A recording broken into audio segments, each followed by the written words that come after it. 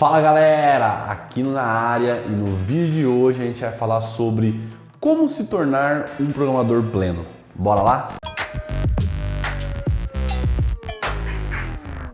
Bom pessoal, se tem um tópico que nos perguntam demais, tanto aqui nos comentários quanto no canal do Instagram, no TikTok, é sempre aquela coisa, né? Por exemplo, o pessoal chega e fala assim, pô Aquino, eu já entrei no mercado de programação, né? Assim, eu já tenho ali um primeiro trabalho, já me tornei júnior, né? De repente comecei como estagiário, fui promovido para júnior, mas como é que eu faço para virar pleno, né? Ou até mesmo sênior? Como é que eu dou o próximo passo? Então, nesse vídeo a gente quer te dar um detalhamento, tá? Tanto para front quanto para back-end, sobre tópicos que, na nossa opinião, seria muito importante que você estudasse, tivesse uma experiência, né? Para daí então você talvez estar apto a vagas de pleno. Bom pessoal, um ponto muito importante também para a gente falar sobre isso é que assim, às vezes parece que existe uma certa subjetividade, né? Em, pô, como é que eu saio do júnior e vou pro pleno? A verdade é que assim, apesar de existir, entre aspas, uma pequena subjetividade, existem alguns pontos que você consegue ter um pouco mais de clareza, né? Então, a subjetividade hoje, ela está muito mais no sentido de, pô, tem a empresa X que ela usa muito Java, por exemplo, e a empresa Y que usa muito Python. Então, assim, a diferença é mais nesse sentido, né? Sobre tecnologias do mundo Java e tecnologias do mundo Python. Mas, no geral, existem expectativas muito claras para ambas as empresas do que é um programador pleno. E é nisso aqui que a gente quer te ajudar, beleza? Então, bora para a lista. Bom, pessoal, antes de falar da lista exatamente, eu acho importante a gente falar sobre como está o mercado hoje em dia, tá? Então, assim, se você viu recentemente, a gente fez um vídeo falando sobre a bolha dev, né? Sobre vários layoffs que estão acontecendo, sobre demissões e tudo mais.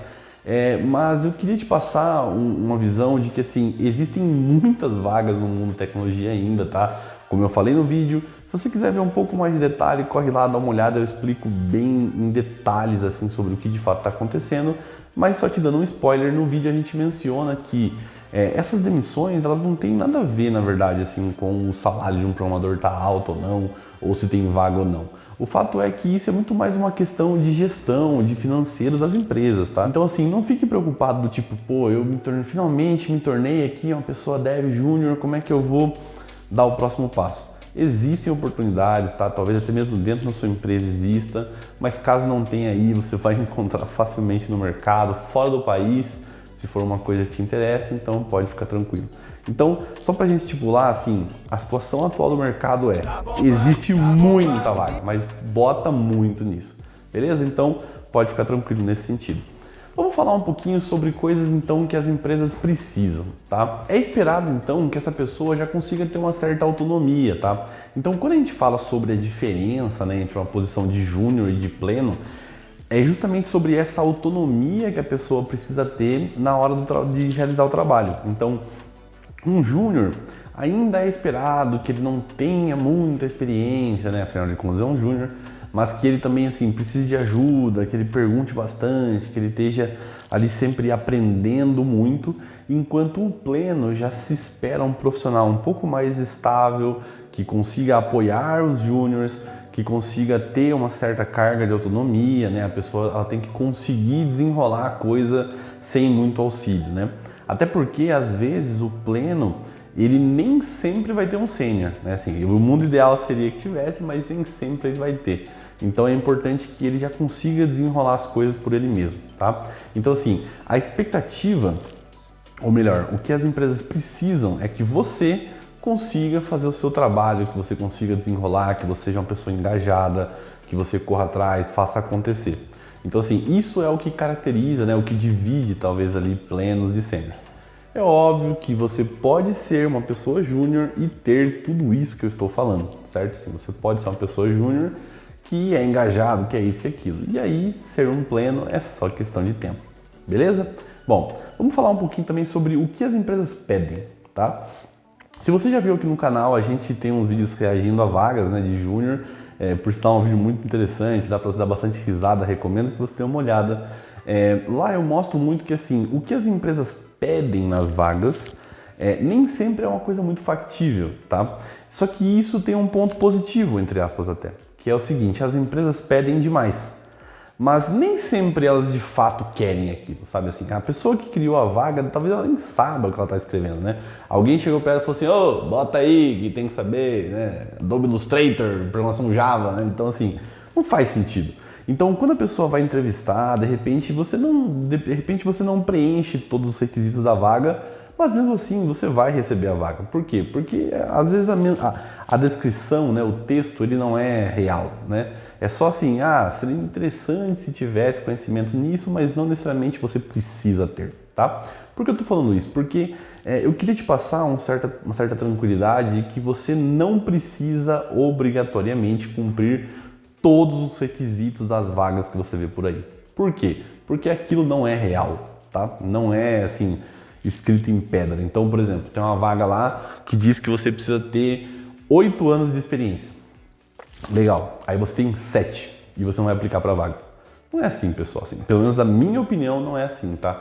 Você pode ter essa flexibilidade de chegar para o recrutador e falar, olha, eu tenho muita experiência, já trabalhei com isso, já trabalhei com aquilo. Talvez eu não tenha exatamente tudo que você escreveu, mas quão preciso é essa exigência, né? Tipo, o que quer dizer a pessoa ter 8 anos, 5 meses e 30 dias, não sei o quê? Não faz sentido isso, né? Então, assim, é importante que você também tenha essa noção de que talvez aplicar para posições pode te mostrar que você talvez está num nível superior do que você achava que estava, beleza? Então, assim, acho que é importante a gente mencionar esses 3 tópicos antes de entrar na lista, só para te trazer essa clareza de que às vezes você pode já estar capacitado para ser um outro nível, mas você ainda está preocupado, né, com o que eu preciso estudar, o que eu preciso saber. De repente é só uma questão de você tentar, beleza? Então, bora para a lista agora. Bom, pessoal, para começar então a conversa aqui, a gente fez uma lista sobre o que toda pessoa deve pleno, independente se você é back-end, se você é full stack, se você é front-end, precisa ter. Então assim, o que todo mundo que é pleno precisa ter. E depois a gente vai esmiuçar isso em back-end e front-end. Pô, Aquino, eu gosto do full stack. Cara, faz um merge aí, tira um de um lado, tira um de um outro. Vai ser basicamente isso que você precisa aprender, beleza? Então já dá para poupar aquele tempo. Bom, vamos começar então. O que uma pessoa deve pleno precisa conhecer, independente da stack dela? Bom, primeiro item, ela tem que ter um conhecimento sólido em versionamento de código, tá? Especialmente usando o Git, que é o mais comum. Por quê? Porque assim, independente se você vai programar para front ou para back-end, você precisa saber salvar o seu código no repositório, resolver conflito, mergear branch, criar branch, apagar branch, essas coisas assim. Você precisa ter esse conhecimento da mecânica de um versionamento de código, tá? Então assim, no nível do pleno, não é só tipo, eu sei dar um git commit e um git push, né? Você precisa saber de fato como as coisas funcionam, se der um conflito, se você tiver que deletar uma branch, fazer um cherry pick, enfim, várias coisas. É interessante que você tenha esse conhecimento para você poder desenrolar os problemas, beleza? Então esse seria o primeiro item, não necessariamente numa ordem de prioridade, mas assim, né, um primeiro tópico a ser estudado. O segundo item que é muito importante é conhecimento em práticas ágeis, né? Então assim, não necessariamente Scrum, mas assim, é importante que você entenda um pouquinho assim, tá, sobre essas metodologias ágeis. Então, eu já trabalhei com Kanban, já trabalhei com Scrum. Então, é interessante que você entenda conceitos de sprint, de backlog, o que é uma user story, o que é um épico, né, assim, o que é uma feature. E por quê? Porque quase sempre você vai trabalhar nesse contexto, tá? Então, é interessante que você já tenha esse conhecimento, porque uma pessoa de nível pleno, ela já vai estar muito ativa no time. Então, ela pode chegar e falar, a gente deveria quebrar isso aqui em tasks, a gente deveria trabalhar a nível de user story. Ela já começa a dar uma opinião que não é só código, né? Também está falando do processo de delivery do time em si, tá? Eu acho que isso tem muito valor, é muito legal para uma pessoa tech lead, né? Uma pessoa gestora, ver o engajamento de alguém de nível pleno já nesses aspectos, lembrando que, né, uma pessoa que está no nível pleno, ela, uma vez que ela vira pleno, né, é importante que ela já comece a ter atuações para um dia virar uma pessoa sênior. Então, é sempre interessante você subir um pouco a régua de como você se desafia, né? Então, o segundo tópico aí seria conhecimento em metodologias e práticas ágeis. O terceiro item que eu acho que é muito importante é conhecimento em teste, pessoal. Mas assim, por que eu coloquei isso no âmbito genérico aqui? Porque se você é uma pessoa de front-end, então você tem que ter conhecimento em testes de front-end. Se você é uma pessoa de back-end, né, testes de back-end. Então, como são perspectivas diferentes de testes, eu decidi colocar no âmbito genérico aqui. Então, é muito importante que você entenda sobre qualidade no geral, eu diria, né? Então, como é que você escreve um bom código, como é que você testa esse seu código, né? O que é um teste de unidade, um teste de integração, um teste de aceite, de carga, disso, daquilo. Então é importante que você tenha esse conhecimento de teste, mas também um conhecimento prático, tá?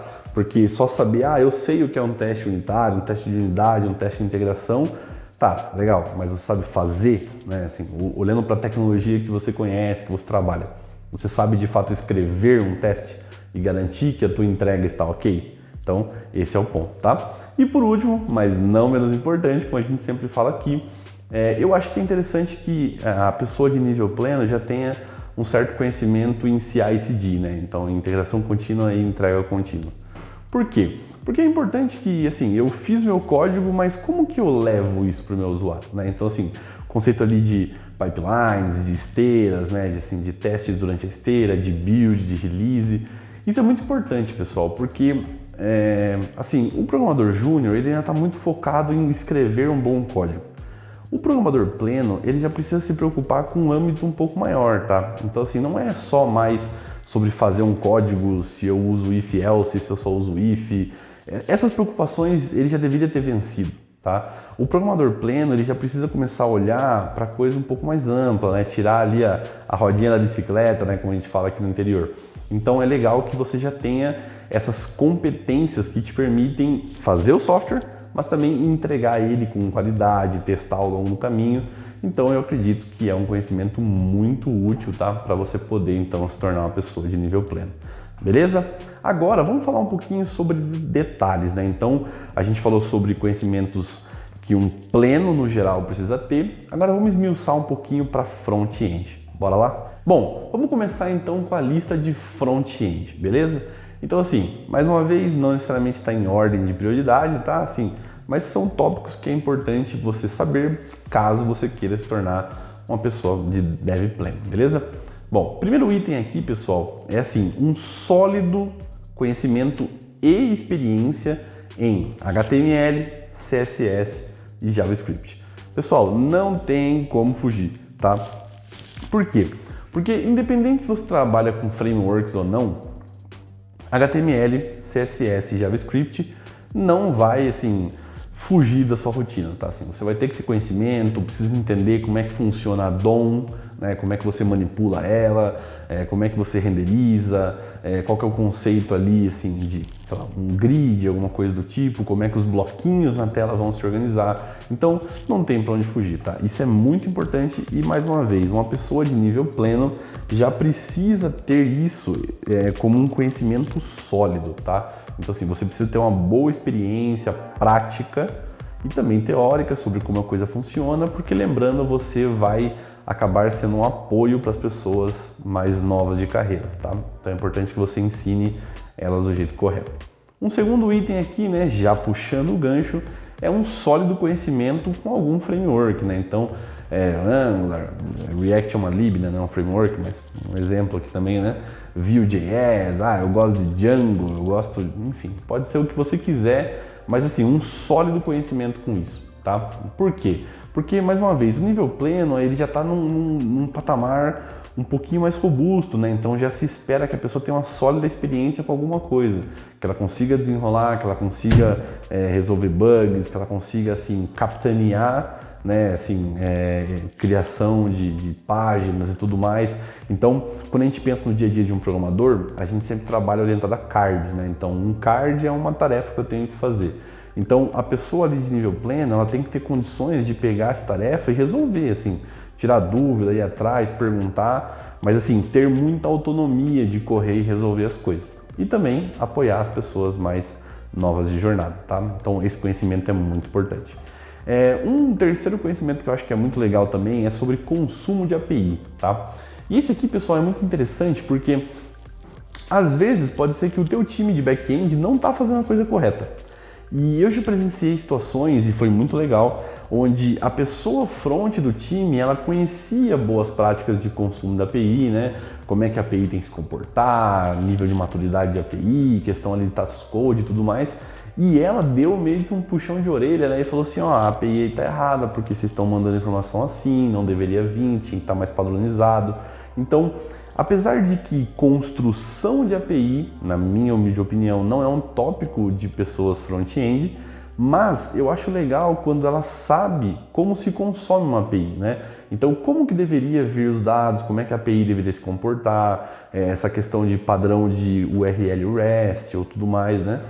Isso é muito legal, tá? Então, assim, fica a minha dica aqui, se você quer ser uma pessoa dev diferenciada no âmbito de front-end, saiba como são essas boas práticas de API, tá? Assim, superficialmente, não precisa saber criar, mas saiba como a API deveria se comportar, beleza?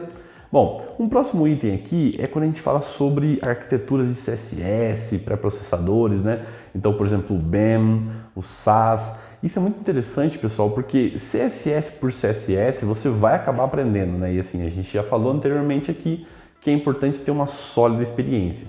Mas esses itens, eles vão elevar o teu nível de CSS, né? Então, como é que você amplifica o poder do teu CSS? Justamente aprendendo essas técnicas. Legal? Bom, um próximo passo também seria o conceito de bundle, né? Por que o bundle é importante, pessoal? E aí, de repente, utilizando um Webpack, um ES-Build, uma coisa do tipo. Porque quando você faz software para front-end, até mesmo para mobile, assim, você precisa fazer de uma forma que o teu software não fique pesado, né? Porque a pessoa que está acessando pela internet, ela pode não estar com uma internet muito boa. Então, como é que eu comprimo o meu software para que ele fique o mais leve possível, para que a pessoa consiga baixar os recursos e ver o meu site de forma mais rápida, tá? Então o bundling ele funciona muito bem nesse sentido, né? Então ele vai ali agrupando as coisas, ele vai minimizando algumas coisas, ele vai criando alguns pacotinhos, ele vai tentando comprimir o teu site e isso ajuda demais na hora de criar uma solução utilizável, beleza? Um próximo item aqui, pessoal, e esse eu decidi colocar ele totalmente isolado aqui, é o TypeScript. Eu particularmente penso que hoje em dia, se você é uma pessoa dev front-end, você precisa conhecer TypeScript. Pô, Aquino, mas eu não trabalho com JavaScript. Não interessa. Eu realmente acho que você deveria saber TypeScript porque a maior parte das tecnologias amplamente utilizadas no mercado de front estão usando TypeScript. Então, assim, se hoje você não trabalha com isso, tudo bem, beleza, mas assim, se você pensa em ser uma pessoa de impacto no mercado de front-end, né, que tem a oportunidade de crescer, trabalhar em big techs, o TypeScript vai estar lá presente, assim, não vai ter muito para onde correr, tá? Então, assim, minha dica é já se antecipa, é uma tecnologia muito massa, tenho certeza que você vai gostar demais. E se você um dia quiser virar back-end, você pode usar Node com TypeScript, então tua vida já facilita um pouquinho. Enfim, todo mundo sai ganhando, né? Então, estuda TypeScript, depois você vai me agradecer, pode ter certeza. Um próximo item, pessoal, que eu também acho bem legal é os PWAs, né? Os Progressive Web Apps.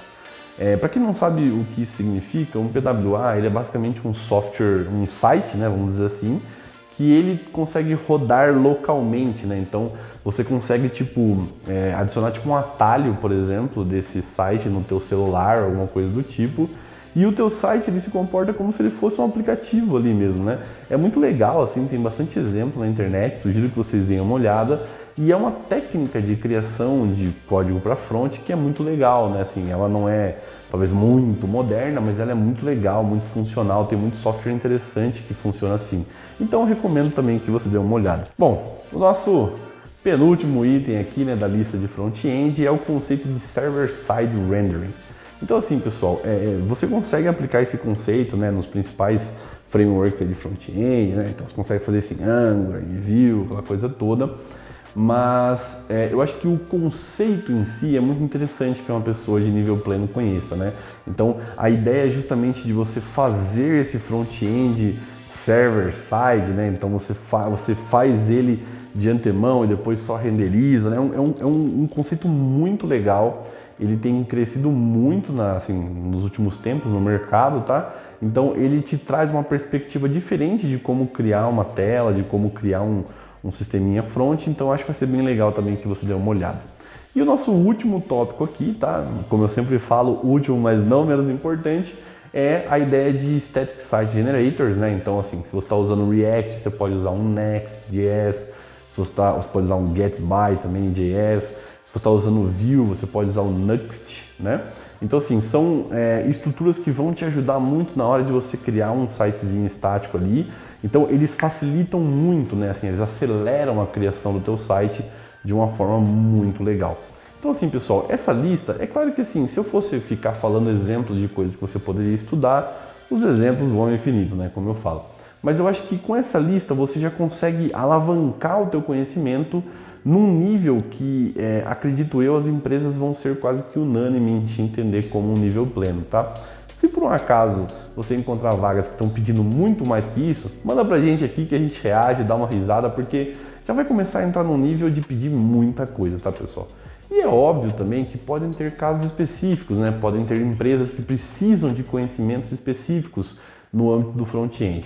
Aí é uma exceção, né? Então, assim, mas no geral, essa lista de tópicos aqui já podem te dar umas boas oportunidades no mercado, beleza? Vamos falar do back-end agora. Bom, pessoal, no tópico do back-end agora, a gente vai começar ele já com um tópico que eu particularmente gosto muito. Inclusive, a gente soltou um vídeo sobre isso recentemente, que é orientação a objetos, tá? Então, assim, na minha opinião, se você é uma pessoa que quer se tornar pleno no back-end, eu acho que você precisa ter um sólido conhecimento em orientação a objetos. Mas aí tem pessoal que vai dizer, né? Pô, Aquino, onde eu trabalho aqui, a gente usa linguagem funcional. Tá bom, meu amigo. Então tenha um sólido conhecimento em programação funcional. O ponto é, você precisa ter um sólido conhecimento em um paradigma que você está trabalhando, né? Então, assim, quando a gente fala sobre ser uma pessoa plena, né, ser uma pessoa júnior, o que a gente está dizendo é que o pleno ele precisa ter um conhecimento maior do que o júnior. Então, se eu estou num contexto em que eu trabalho com X, o pleno precisa saber muito desse X, né? Então, pô, eu trabalho com Clojure, né? Sei lá, uma linguagem funcional. Então, tá bom. Então, se eu quero ser pleno, eu tenho que ter um bom conhecimento no paradigma funcional. Ah, eu trabalho com C#, com .NET, né? Possivelmente orientação a objeto. Então, eu preciso ter um bom conhecimento em orientação a objeto, certo? Então, essa que é a ideia aqui. O segundo item aqui que é importante a gente falar é a questão do banco de dados, né? Então, assim, é muito comum que a gente encontre bancos de dados relacionais sendo utilizados nos softwares por aí, tá? É claro que NoSQL está crescendo bastante, então a gente está encontrando cada vez mais, mas quando a gente olha para a grande maioria, ainda é utilizado bancos relacionais, tá? E assim, não quer dizer que um é melhor do que o outro, tá? São só contextos diferentes. Mas, de toda forma, é importante que você tenha esse conhecimento bem estruturado já em banco de dados, tá? Não é para você se tornar um DBA, tá? Entender tudo de banco de dados. Mas é importante que você entenda como é que funciona uma tabela, como é que funciona uma view, como é que você faz ali operações de join e tudo mais, porque fatalmente a pessoa do back-end vai ter que ir lá, né, no banco de dados, aplicar consultas, tirar o dado de lá, colocar a informação lá. Então é interessante que você entenda esse comportamento do banco de dados, tá? E aí, de novo, vai do teu contexto, assim. Se você está utilizando o banco de dados NoSQL, aprenda bastante sobre NoSQL. Se você utiliza banco de dados relacionais comum, né, aprenda bastante sobre esse contexto, beleza? E o próximo item, ele já conecta muito com esse segundo, né, que é você já ter um bom conhecimento em ORMs.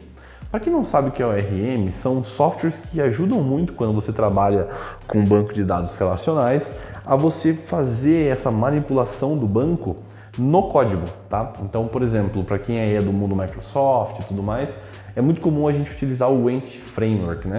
Então, o Entity Framework, ele facilita a forma como você interage com as suas tabelas e com o teu banco de dados. Então, se você quer ser uma pessoa plena de back-end, eu realmente acredito que é muito importante que você tenha experiência. Então, assim, não precisa também ser o deus ali do Entity Framework, né, do Dapper, coisas do tipo, mas é bom ter um conhecimento em como é que você otimiza algumas coisas, o que pode causar lentidão no teu back-end se você aplicar, o que melhora a performance, né? Então, coisas desse tipo vão te ajudar demais, beleza?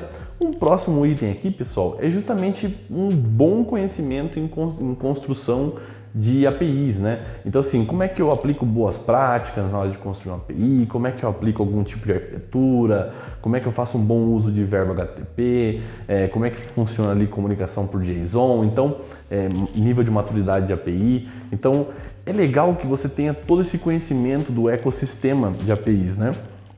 Porque construção de API, para quem é de back-end, é muito importante.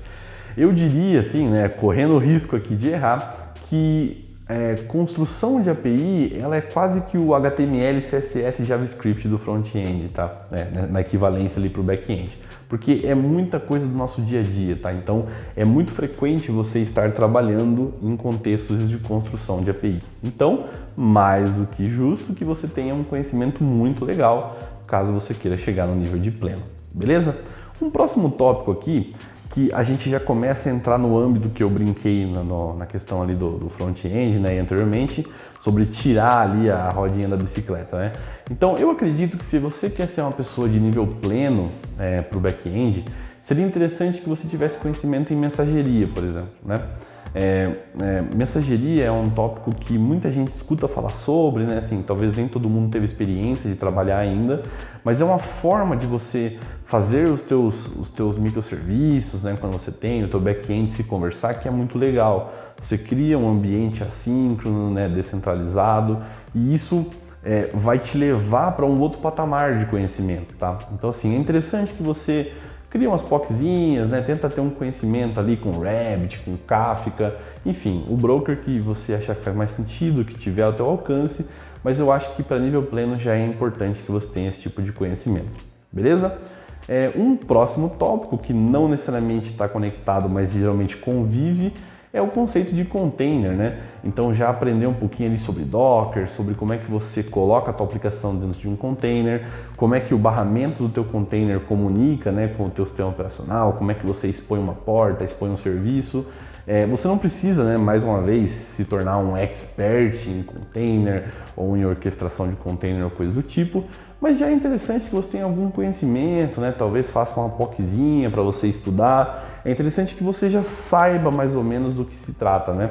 E não quando alguém tocar no assunto você ficar muito perdido assim. Então é mais nesse sentido. Um próximo tópico que ele conecta muito com o de API é a questão de design patterns, né? Então é importante que você, enquanto uma pessoa plena de back-end, tenha conhecimento em design pattern, né? Não que você precisa conhecer todos dos 3 tipos, né, e tudo mais, mas assim, conhecer o que é um observer, o que é um command, o que é, enfim, A, B ou C ali, escolhe ali uns 2 ou 3, assim, entende bem, aprende como criar, quando aplica, e isso é muito importante, tá, pessoal? A gente até fez um vídeo recentemente sobre CQRS, que é um design pattern que eu gosto muito. Se você não viu o vídeo, recomendo que você pause esse aqui, corra lá dar uma olhadinha, tenho certeza que você vai gostar. Mas o CQRS também é um design pattern muito legal de você conhecer, né? E que ele justamente difere programadores de programadores, né? Pessoas que já sabem como aplicar, conseguem criar um software mais robusto, mais escalável, né?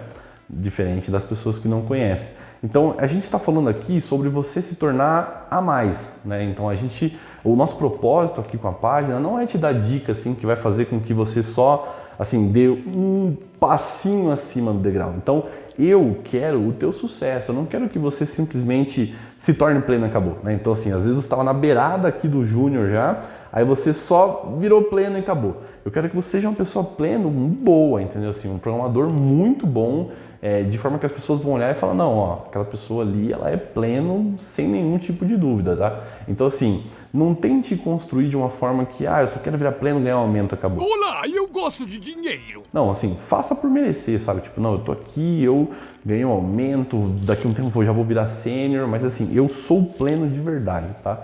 Tenho certeza que a tua carreira vai ter muito sucesso se você começar a olhar dessa ótica. Nessa linha de raciocínio, o design pattern pode te ajudar demais, tá? Então, eu acredito que esse é um item muito importante. Por último, mas não menos importante, né, nós temos o conceito de observabilidade, Então, pessoal, é muito interessante que se você está criando APIs, né, criando serviços, essa coisa toda, você já comece a ter um conhecimento sobre observabilidade. Então, como é que eu coleto logs, né, como é que eu coleto métricas em aplicação, para saber se tem algum erro que está acontecendo em produção, para saber o que meus usuários estão mais utilizando. Então, é tudo sobre dados, né? Então, como é que você consegue monitorar a tua aplicação em produção, para que se der algum problema você consiga saber, para tentar de repente a corrigir, para que você consiga entender onde os usuários estão mais utilizando, para talvez dar um pouco mais de atenção àquilo. Enfim, os exemplos vão ao infinito, tá? Então assim, pessoal, essa listinha é o que a gente pensou para te dar uma dica assim totalmente prática, né, e não subjetiva do que você pode estudar, qual é a tua linha de raciocínio para você que já está no nível ali de júnior, mas deseja chegar no nível de pleno. Beleza? Bom, o conteúdo do vídeo era isso, espero muito que você tenha gostado. Se você tiver qualquer dúvida, pode deixar aqui nos comentários, a gente vai ter o maior prazer em te responder. Também te convido a nos seguir nas outras redes sociais, né? A gente está presente aí no Instagram, no TikTok, no Facebook. E se você gostou desse vídeo, já deixa o seu like, se inscreve aqui no canal também, já ativa o sininho também, porque é muito importante. Se você não ligar o sininho, o YouTube não te avisa que a gente soltou um vídeo novo, tá? E pessoal, era basicamente isso, espero que você tenha gostado. Muito obrigado pela sua atenção, um abraço e até o próximo vídeo.